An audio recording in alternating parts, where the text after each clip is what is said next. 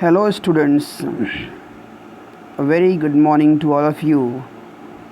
I'm Abhishek Tiwari presenting you the very first chapter of democratic politics of class 10th CBSE, which is named power sharing. Students, मैं आज आप सबके बीच class 10 CBSE class 10 NCERT CBSE class 10 की NCERT की जो book है democratic politics, उसका फर्स्ट चैप्टर पावर शेयरिंग लेकर के हाजिर हूँ.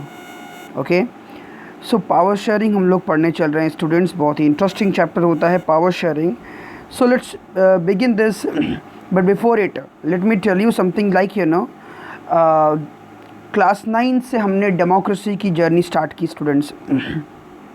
हमने देखा कि डेमोक्रेसी जो है उसमें सारी powers it lies in the hands of an organ of the government. वो सरकार की ऑर्गन जो है, जो सरकार की एक ऑर्गन के रूप में सरकार के अंदर जो है वो रेस्ट होती है, रहती है. एक इंटेलिजेंट शेयरिंग होती है पावर का लेजिस्लेचर के बीच में, एग्जीक्यूटिव के बीच में, जुडिशरी के बीच में. तो इस तरह से पावर का जो है एक लेजिटिमेट शेयरिंग जो है देखने को मिलता है यहाँ पे, ठीक है, और जो कि बहुत ही इम्पॉर्टेंट एक डिज़ाइन होता है डेमोक्रेसी का. सो इस चैप्टर में और आने वाले और भी 2 चैप्टर्स में दो नहीं, सिर्फ एक ही पढ़ना है हमें. इसके बाद फेडरलिज्म पढ़ना है. बाकी चैप्टर्स जो है कट हो चुके हैं, जो कि CBSE की रिकमेंडेशंस हैं डिडक्शन के लिए, तो उसकी वजह से चैप्टर्स कट हो चुके हैं. तो बस सेकंड फेडरलिज्म ही बचेगा इसके बाद, जो इसकी जर्नी को आगे बढ़ाएगा, तो हम उसको पढ़ेंगे. So we will carry this idea of power sharing forward. Okay, हम इस पावर शेयरिंग के आइडिया को और आगे बढ़ाएंगे. And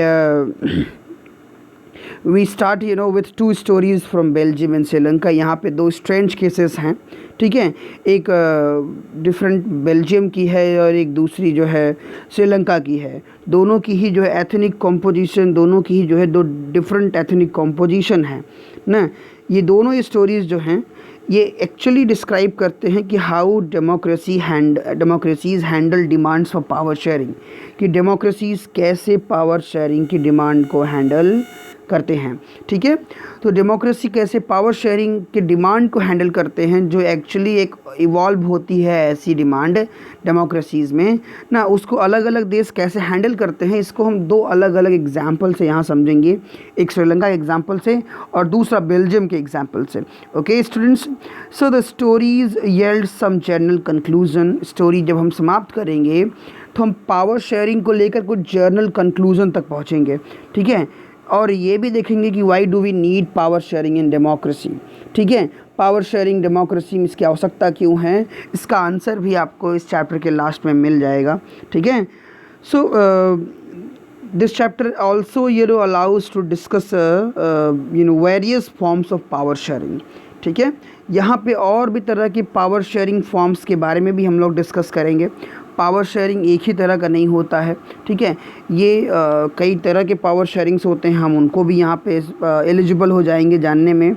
and so there's a lot of things that we are going to study in this chapter. Okay students, so let us begin the very first part of it, knowing about the Belgium and Sri Lanka and their ethnic composition. हम लोग देखेंगे और जानेंगे यहाँ से कि Belgium और श्रीलंका जो 2 केसेस हैं उनके किस तरह के जो है इनके यहाँ एक एथनिक कॉम्पोजिशन रहा, इनका पॉलिटिकल और जियो पॉलिटिकल जो इनकी सिचुएशन है, इसके अलावा इनकी डेमोग्राफिक कंडीशंस, ये सब चीज़ें हम लोग पहले जानेंगे. और फिर देखेंगे कि इन्होंने किस तरह से जो है ना पावर शेयरिंग को अडॉप्ट किया, उन्होंने किस मोड में पावर को शेयर किया, वो हर एक चीज़ जो है हम लोग यहाँ डिस्कस करेंगे. कौन जो है बायस फ्री रहता है और कौन बायस में घिर जाता है, कन्फ्लिक्ट में घिर जाता है, किसका पावर शेयरिंग, और किसका पावर शेयरिंग एक आइडियल पावर शेयरिंग बन करके सामने आता है, ये चीज़ें भी, और वो क्यों बनता है, ठीक है. अगर कोई पावर शेयरिंग का एक आइडियल एग्जाम्पल बनता है तो ऐसा क्यों बनता है और दूसरा ऐसा क्यों नहीं बन पाता, ये हर एक चीज़ को मैं बहुत बारीकी से आपको समझाऊंगा, ठीक है। And after the end of this lesson I am guaranteeing you कि आप बहुत आसानी से हर एक चीज़ों को अटेम्प्ट कर पाने में एबल रहेंगे स्टूडेंट्स। तो पहले हम लोग लेक्चर स्टार्ट करते हैं और इनसे ये भी गारंटी देता हूँ कि इस चैप्टर से जुड़े हुए एक भी क्वेश्चन आप इन लेक्चर्स को देखने के बाद मिस नहीं कर पाएंगे। It's my guarantee to you. Okay, so let's start it now. So Belgium and Sri Lanka, this is what we have to start right now. So Belgium is a small country in Europe. Belgium एक छोटा सा देश है Europe में, जो कि area में smaller है, हरियाणा जैसे हमारे राज्यों के से भी जो है छोटा है, एरिया की बात अगर हम करें तो, ठीक है। एरिया में हरियाणा से स्टेट से भी छोटा है। इसकी जो बॉर्डर्स हैं, अगर हम इसकी जियोपॉलिटिकल कंडीशन देखें तो इसकी जो बॉर्डर्स है वो फ्रांस के साथ में, नीदरलैंड के साथ में, जर्मनी के साथ में और लग्जमबर्ग के साथ शेयर होती है, ठीक है। It has population of a little 1 crore, ठीक है। इसकी जो पॉपुलेशन है वो लगभग 1 करोड़ के आसपास है ना, which is about half of the total population of Haryana. जो हरियाणा की टोटल पॉपुलेशन उसकी आधी ही है, आधे से आधे के आसपास है, ठीक है। हमारे स्टेट हरियाणा के एरिया में ये जो हैं उनसे छोटे हैं। इसके अलावा जो है पॉपुलेशन में भी हमसे आधे ही हैं हरियाणा के। तो इतना छोटा सा जो है देश है ना। एथनिक कॉम्पोजिशन जो है इस छोटे से जो है कंट्री का वो बहुत ही कॉम्प्लेक्स है। भले ही ये छोटा देश है लेकिन जो एथनिक कॉम्पोजिशन है यहाँ का, एथनिक कॉम्पोजिशन क्या होता है स्टूडेंट्स, उसको आप पहले जान लीजिए, ठीक है। एथनिक, यहाँ पे एक वर्ड आया है एथनिक। एथनिक क्या होता है, एक सोशल डिवीज़न होता है बेस्ड ऑन शेयर्ड कल्चर, ठीक है। शेयर्ड कल्चर पे आधारित एक क्या होता है, एक डिवीज़न होता है, ठीक है। सोशल डिवीज़न होता है साझा संस्कृति के आधार पे ना। People belonging to the same ethnic group believes in their common descent. तो जो लोग एक ही एथनिक ग्रुप से बिलोंग करते हैं वो अपने आप को एक कॉमन डिसेंट मानते हैं, एक जेनेसिस मानते हैं, because of similarities of physical type और ऑफ कल्चर और बोथ। फिजिकली वो एक तरह के होते हैं या कल्चरली एक तरह के होते हैं, इसलिए वो अपने आप को एक डिसेंट मानते हैं। Okay, they need not always have the same religion और नेशनलिटी। वो हमेशा, ये नहीं है कि हमेशा वो एक ही नेशनलिटी के हों या एक ही रिलीजन के हों, ये भी नहीं है। लेकिन बेसिकली उसको हम एथनिक कहते हैं, इसको हिंदी में कहते हैं निर्जातीय समूह ना। तो ऐसे समूह जिनके अपने या सजातीय समूह जिसके अपने एक जैसे जो है सिमिलैरिटीज़ हों ना, एक जैसे जो है कल्चरल शेयरिंग हो इनकी अपनी। तो बेसिकली हम रिलीजन्स को हम मान सकते हैं कि एक रिलीजन जो है वो एक एथनिक ग्रुप कहलाता है। ओके स्टूडेंट्स, एक रिलीजन है, एक एथनिक ग्रुप में हम आज की कंडीशंस में हम उसको एक रिलीजन को ही मानेंगे। तो जो एथनिक कॉम्पोजिशन है या रिलीजियस कॉम्पोजिशन है ना बेल्जियम का, वो बहुत ही कॉम्प्लेक्स है। जो कंट्री की टोटल पॉपुलेशन है, ठीक है, टोटल 100% पॉपुलेशन में से 59% पॉपुलेशन 59% पॉपुलेशन जो है वो फ्लेमिश रीजन में रहती है, और फ्लेमिश रीजन में, और वो डच बोलते हैं, ठीक है, डच लैंग्वेज को वो बोलते हैं। इसके अलावा another 40% live in the Wallonia region. 40% के आसपास लोग जो हैं वो कहाँ रहते हैं, वो वेलोनिया एक क्षेत्र है, 2 एरियाज़ हैं, एक है फ्लेमिश, दूसरा है वेलोनिया। तो एक फ्लेमिश में 59% लोग रहते हैं और वो जो है डच लैंग्वेज बोलते हैं, और इसके अलावा जो है 40% लोग जो है वो वेलोनिया एरिया में रहते हैं रीजन में, और वो लोग फ्रेंच लैंग्वेज बोलते हैं, ठीक है। ये डिफरेंसेस हैं। Remaining 1% of the Belgians speak German, और उसमें से 1% लोग ऐसे हैं जो जर्मन लैंग्वेज बोलते हैं। ओके, तो ये 100% का कॉम्पोजिशन हो गया पूरे एरिया का, ठीक है। तो इस तरीके से आप इसको देख सकते हैं। Further another 40 in the capital, okay, अगर हम बात करें तो in the capital city Brussels. अब देखो ये तो देश की कॉम्प्लेक्सिटी हो गई, लेकिन इनका कैपिटल भी इस कॉम्प्लेक्सिटी से बचा नहीं है। Okay, the capital city Brussels जो बेल्जियम की राजधानी है, वहाँ पे 80% लोग जो है फ्रेंच बोलते हैं, जहाँ पूरे देश में, ठीक है, मेजॉरिटी में कौन है, पूरे देश में मेजॉरिटी में डच लोग हैं। वहीं जो कैपिटल रीजन है वहाँ मेजॉरिटी में कौन लोग हैं, फ्रेंच लोग हैं। ठीक है, जो 80% लोग फ्रेंच लैंग्वेज बोलते हैं और 20% लोग डच बोलते हैं। इसका मतलब कैपिटल में ना, कैपिटल एरिया में जो है डच क्या हैं, डच जो हैं वो माइनॉरिटी हैं और देश में डच मेजॉरिटी हैं। ठीक है, और देश में फ्रेंच बोलने वाले माइनॉरिटीज़ हैं और कैपिटल में फ्रेंच बोलने वाले क्या हैं, मेजॉरिटी में हैं। तो इस तरह का एक कॉम्प्लेक्स स्ट्रक्चर यहाँ पे पाया जाता है। तो जो माइनॉरिटी फ्रेंच स्पीकिंग कम्युनिटी है वो रिलेटिवली ज़्यादा रिच है। अगर हम उनको देखें, उनका स्टेटस, तो वो रिच एंड पावरफुल हैं, कम संख्या में हैं और ज़्यादा शक्तिशाली हैं और अमीर है, धनाढ्य हैं। This was resented by the Dutch speaking community ना, इस बात से डच बोलने वाले लोग असंतुष्ट रहते हैं। ठीक है, उन्हें लगता है कि ये गलत तरीका है, डिस्ट्रीब्यूशन है रिसोर्सेज का, and who got benefit of economic development, जिन्हें इकोनॉमिक डेवलपमेंट का जो बेनिफिट था वो एन एजुकेशन मच लेटर, उनको एजुकेशन और इकोनॉमिक बेनिफिट जो है बहुत लेट में मिला। इसलिए वो लोग क्या हैं, मेजॉरिटी होने के बावजूद भी ना लेस पावरफुल हैं और लेस रिच हैं। Okay, so this lead to tension, इससे क्या हुआ है, एक tension between the Dutch speaking and the French speaking communities during the 50s and 60s। 50 और 60s के दौरान में डच बोलने वाले और फ्रेंच बोलने वाले लोगों के बीच में एक कन्फ्लिक्ट जो है क्रिएट हो गया, और ये स्पॉन्टेनियस था कन्फ्लिक्ट होना, जहाँ पे स्टूडेंट्स, जिन कंट्रीज़ में रिसोर्सेज का डिस्ट्रीब्यूशन अनइवनली होता है या ऑड सम होता है, उन कंट्रीज़ में अगर एक बराबर रिसोर्सेज नहीं बटे हैं या एक स्थान पे अगर एक बराबर रिसोर्स नहीं बटते हैं, तो जिनको ज़्यादा मिलता है वो पावर को एंटरटेन करते हैं, एंजॉय करते हैं, जिनको कम मिलता है वो क्या होते हैं, रिसेंटेड होते हैं और जा कर के बाद में वही कन्फ्लिक्ट के रीज़न बनते हैं। ठीक है, तो ये जो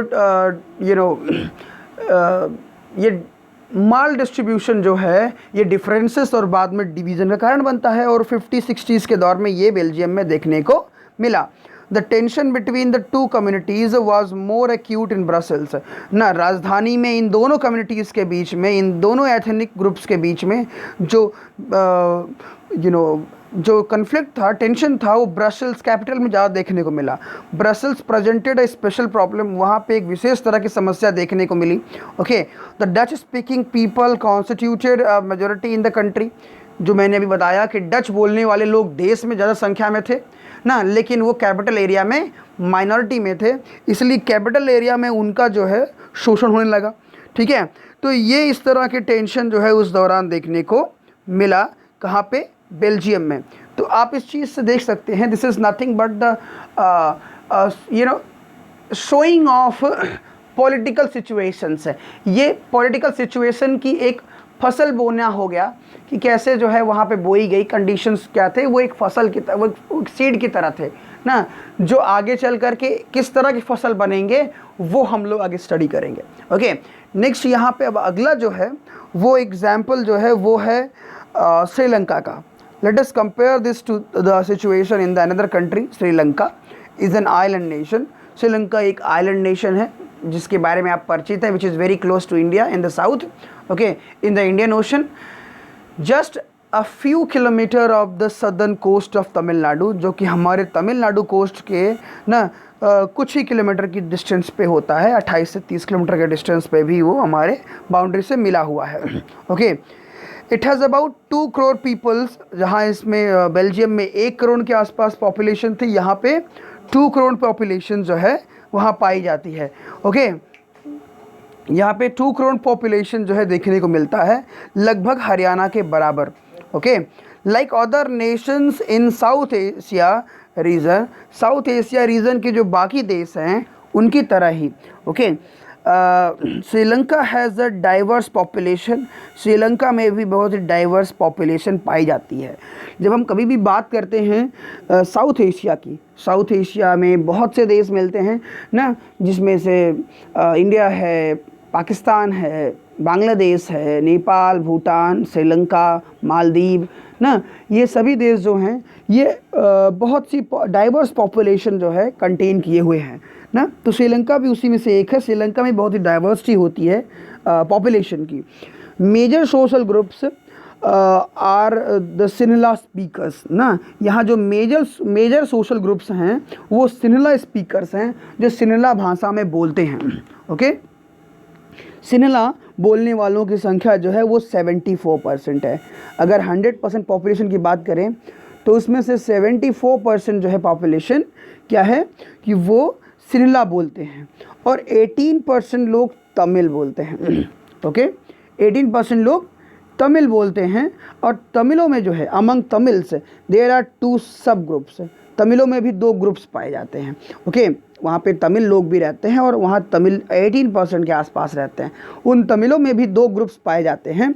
okay, Tamil natives of the country, उस देश के तमिल नेटिव्स मतलब श्रीलंका के ना, उनको श्रीलंकन तमिल कहा जाता है। ठीक है, श्रीलंकन तमिल्स कहा जाता है, वो 13% हैं। उस 18% में से 13% श्रीलंकन तमिल हैं। ओके, और उसके अलावा उसी 18 में से जो बचे हुए 5% हैं वो क्या हैं, the rest whose forefathers came from India. और बचे हुए लोग जिनके पेरेंट्स, जिनके पूर्वज जो है भारत से आए हुए थे, तमिलनाडु से आए हुए थे, as a plantation workers during colonial period. क्योंकि कारण क्या था, क्यों भारत से गए थे?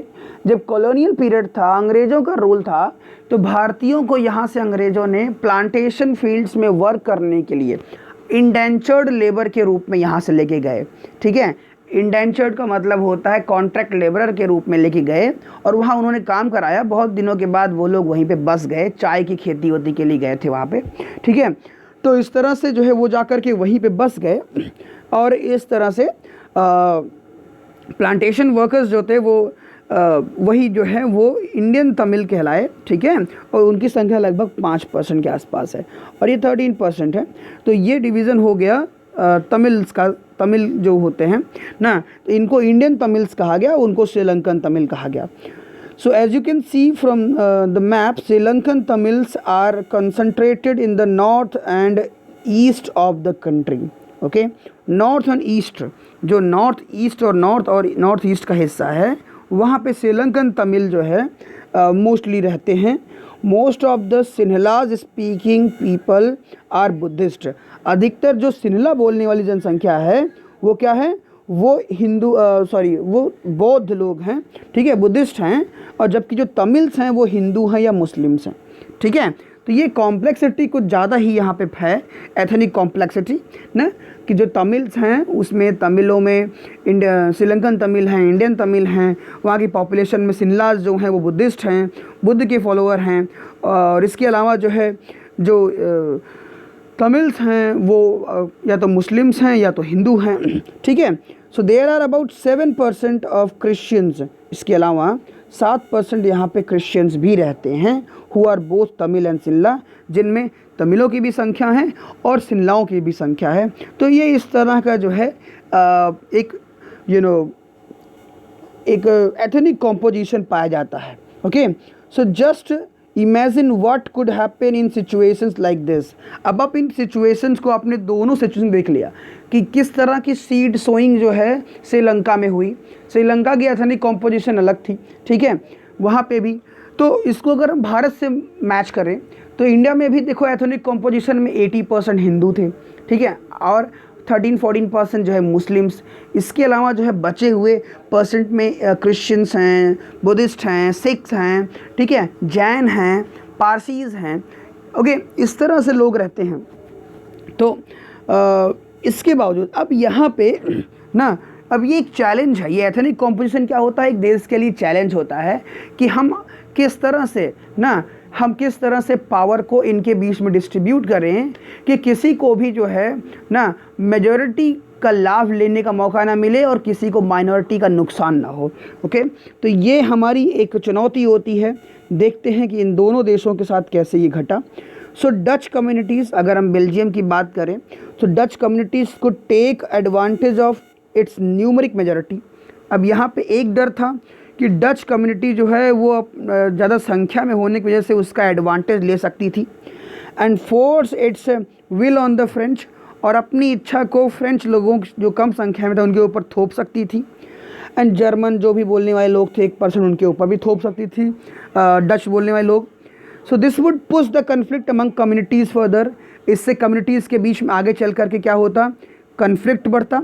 ठीक है, this could lead to a very messy partition of the country, और इससे क्या होता, एक बहुत बड़ा देश का विभाजन जो है वो संभव होता। अगर ऐसे होता तो ना, फ्यूचर में क्या हुआ वो हम पढ़ेंगे अभी, लेकिन ये एक क्या है, केवल एक प्रेडिक्शन है कि अगर ऐसा होगा तो ये हो सकता है ना।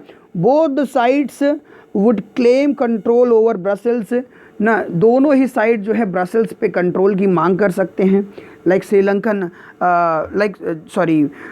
जो डच बोलने वाले लोग हैं, जो फ्रेंच बोलने वाले लोग हैं, ये सब मांग कर सकते हैं कि हमें भी जो है ना मैक्सिमम क्या मिले, हमें भी जो है रिप्रेजेंटेशन मिले, तो इसकी कन्फ्लिक्ट इससे बढ़ सकता है। श्रीलंका में बात करें, Singla communities enjoyed and even bigger majority. Sri Lanka में सिंगला कम्युनिटीज़ ने कुछ ज़्यादा ही मेजोरिटी को इसने इन्जॉय किया। ठीक है, and could impose it's will on the entire country, और इसकी वजह से वो भी पूरे देश के ऊपर अपनी जो है विल को थोप सकती थी, अपनी इच्छा को। ठीक है, now let us look at what happened in both the countries. अब हमें ये देखना है कि एक्चुअली इन दोनों देशों में हुआ क्या। ठीक है, दोनों ही कंडीशंस जो हैं वो फेवरेबल नहीं थी ना, और दोनों ने जो है, या किसने बेहतर और किसने वर्स किया, वो चीज़ें आगे के लेक्चर में मैं आपको एक्सप्लेन करूंगा, और एकदम क्रिस्टल क्लियर एक्सप्लेनेशन होगा। Don't you worry about it, it's really going to be very clear explanation, and I swear that you would be able to know every part of it, every nooks and corners you would be able to know. Okay, so students, अगर आपको मेरा lecture पसंद आया हो, अगर ये concepts clear कर पाने में मैं एबल रहा हूँ, तो आप प्लीज़ मेरे चैनल को सब्सक्राइब कीजिए, लाइक कीजिए, शेयर कीजिए, और इसके अलावा दूसरों को भी कन्विंस करिए, ठीक है, पढ़ने के लिए। और this is what all about today's lecture. Hope you guys like this video. पसंद आया हो तो प्लीज़ सब्सक्राइब ज़रूर कीजिए ना। सब्सक्रिप्शन बढ़ाएंगे, वॉच टाइम बढ़ेगा, तो वीडियो को मुझे और बनाने में भी इंस्पिरेशन मिलेगा। Till then, thank you, enjoy yourself.